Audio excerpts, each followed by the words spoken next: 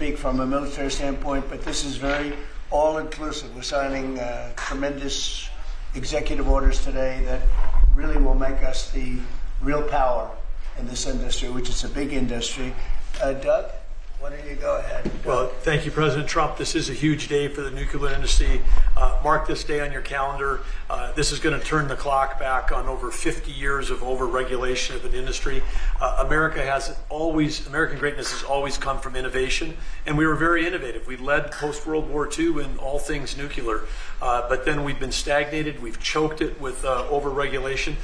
Today, Will is going to walk us through a series of 4 executive orders.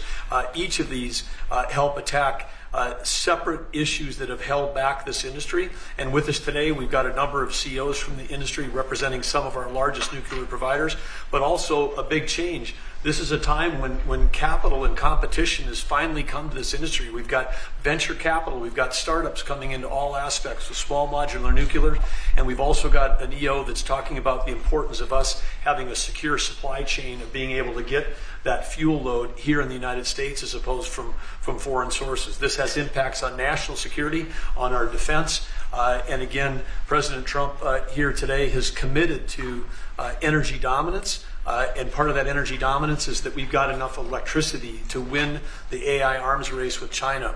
What we do in the next 5 years related to electricity is going to determine the next 50, because this is the first time in history where electricity can be translated into intelligence. And we need that intelligence for every aspect of our economy, but also for defense.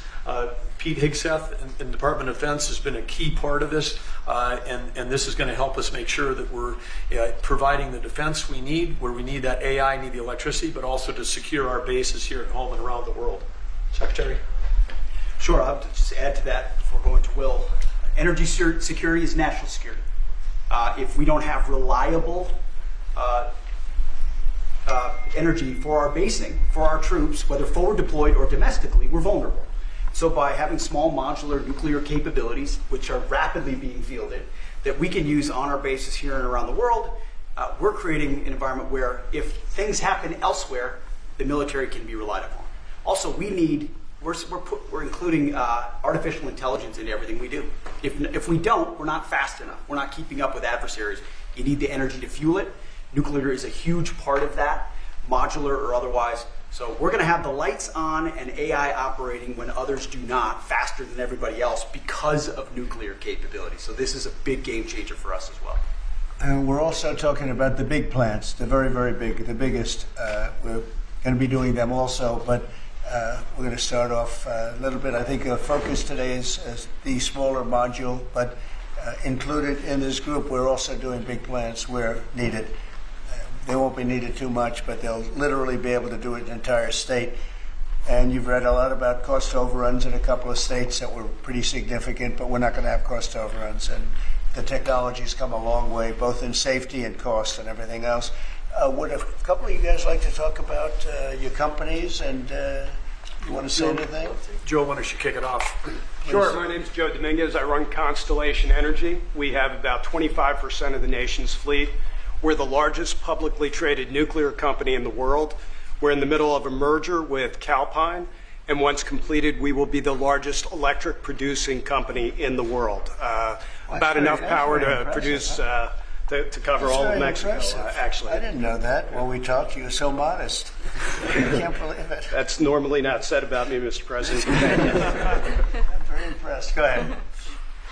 So you think it's got a great future? Yeah, well, absolutely we do. And the big change here is not only the technology has come around, but we have some of the largest companies in the world, the hyperscalers, who need this energy for AI, who are now working with us to fund the development and construction of the next generation nuclear. Nuclear is a 24/7 resource. These data centers run 24/7. Some of them will cost $200–300 billion, and they want to run them all of the time. So we can't use intermittent resources. We need something that's always on, 24/7, and nothing does that better than nuclear. The problem in the industry has historically been regulatory delay. Mr. President, you know this because you're the best at building big things. Delay in regulations and permitting will absolutely kill you, because if you can't get the plant on, you can't get revenue, and the interest costs are horrible. We're wasting too much time on permitting, and we're answering silly questions, not the important ones. For example, let me give you an example. In 3 places in this country, we're trying to license new reactors at sites that already have reactors. Yet I have to spend $35 billion at each site just for the NRC to do an analysis that says this is a good place for nuclear. Well, guess what? We've been running nuclear in that community for 4 decades. Why are we even asking that question? I'd rather spend that $35 million, 3 times $105 million, perfecting a design, start building the foundation, and getting going. We need to do this for America. Are we doing something about the regulatory in here? Oh, yes, sir. Yes, you are. You are, Because sir. that's going to be a Today, big with the factor. signature. Yes, sir. Absolutely. That issue I just described will be addressed in this EO and many other issues that we don't have time with the president to But cover you say today. it's very, we've contemplated just about everything. Right? Well, this, Mr. President, this Energy Dominance Council that you have created is something I haven't seen in 30 years. It brings together all the pieces of government in one place to expedite the process. Under Secretary Burgum's leadership, this has been an amazing, amazing thing. It used to be the case that I have to run to about 5 different places in Washington to get one answer. That's great. And now it's all together in one place. So all I know about Secretary Burgum and Secretary Wright is if we haven't gotten it right, we'll get it right shortly, and there'll be another That's order good. for you to I'm sign. glad But they're thank you addressing- so much for I'm your glad they're leadership. addressing. You were going to say something? Go ahead. Well, I was just going to say commercial nuclear, a bit of an unsung hero. And I just want to thank you, Mr. President, Secretary Burgum, Secretary Wright, for bringing this attention to commercial nuclear. We have the largest and most safe fleet right here in the United States. And upon that, we have fantastic innovation that's being brought forward. And it's going to come in all shapes and sizes. And it's going to actually be coming through some of these companies that you see represented here. We're going to have great jobs. We're going to have wonderful energy. And we're going to be ready. So thank you, Mr. President, for Very leaning good. in. Appreciate it. Great job you've done too. Jake? How about talking about your company and the job you're going to do? Yes, thank you, Mr. President. Well, first of all, a little MIT nuclear connection that goes back, I know, familial for you. So, yeah, we're working on small reactors. I'm Jacob DeWitt, CEO, co-founder at Oklo. Working on small next-generation reactors that take technology America invented, developed, and pioneered and bringing it to the market after it sat on the shelves of history for about 40 years. And it's because of the actions that you're doing today that are going to help unleash that. Changing the permitting dynamics is going to help things move faster. We're seeing private investment flow into this space like we've never seen before. We went public about a year ago, and one of the most successful actually go public outcomes for a transaction like that for a small nuclear company, because the market needs this and wants this.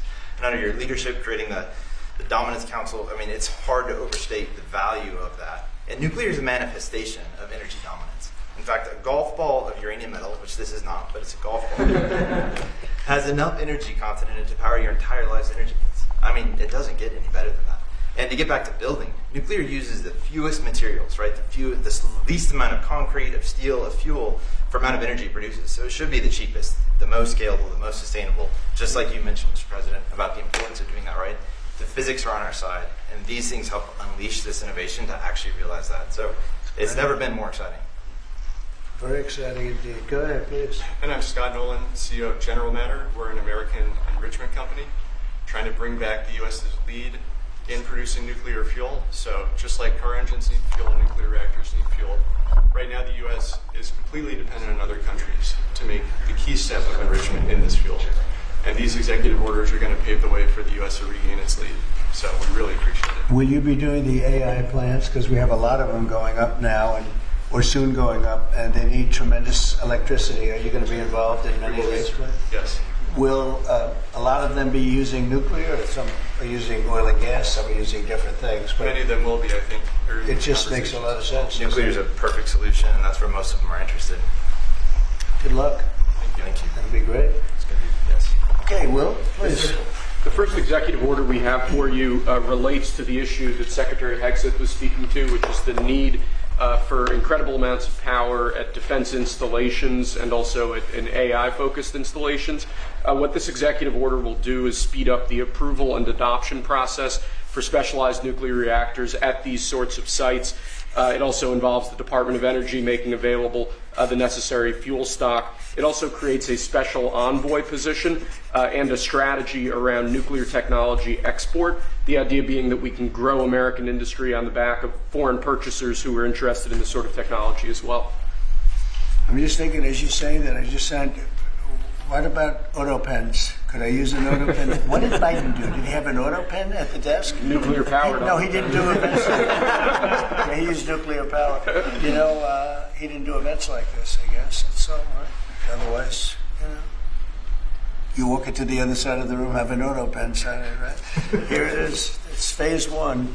Very big phase, very important phase.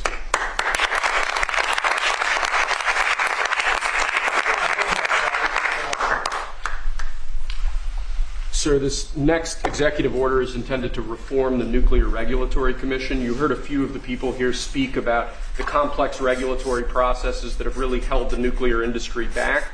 Before 1978, there were 133 reactors built in the United States. Since 1978, only 2 new commercial reactors have come online. That's because of overregulation, and the goal of this executive order is bringing that regulatory process into line with the actual needs of the industry and public safety, with an end goal of quadrupling the amount of nuclear power production in the next 2.5 decades. It's fantastic. It's exciting, right?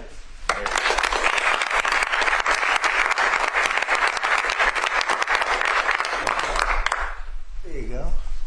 This next executive order relates to nuclear reactor testing, sir. The degree of overregulation and governmental inaction in this space in particular has had the effect of throttling development of new, highly modernized nuclear reactors that could really revolutionize the field of nuclear power generation. So this executive order, it orders a revised regulatory process to speed this whole process while preserving, obviously, core safety concerns. It also creates a new pilot program with an expectation that we will have 3 new experimental reactors online by July 4th next year. It's amazing. That's exciting.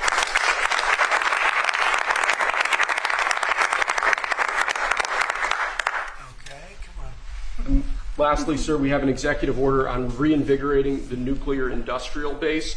There are a number of core issues here, including the issue with fuel feedstock that one of the speakers mentioned before. This executive order, among other actions, includes an invocation of the Defense Production Act in order to spur a closer collaboration with private industry to ensure that we have the fuel supplies we need for a modernized nuclear energy sector.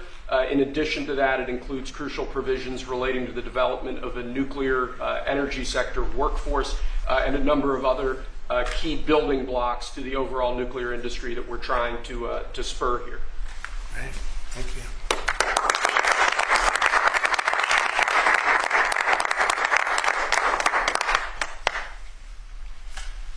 We have one more for you here, sir. This doesn't directly relate to nuclear energy, but it's on a similar subject. This executive order is entitled Restoring Gold Standard Science. One of the issues that we've had in recent decades is that government policy has been made on the back of junk science. Scientific studies and findings that have included conflicts of interest or scientific misconduct. The purpose of this executive order is to recenter policymaking around gold standard science, scientific efforts that have followed appropriate scientific methods that don't include those sorts of conflicts of interest, and to ensure that when departments and agencies are relying on scientific studies to promulgate rules, to promulgate regulations, that the science that they're relying on is highly reliable and available to the public. He did a very good job, didn't he? He did. How many people here could have done that? I don't know. I think a lot. Thanks. Good job, Will. Thank you, Mr. President.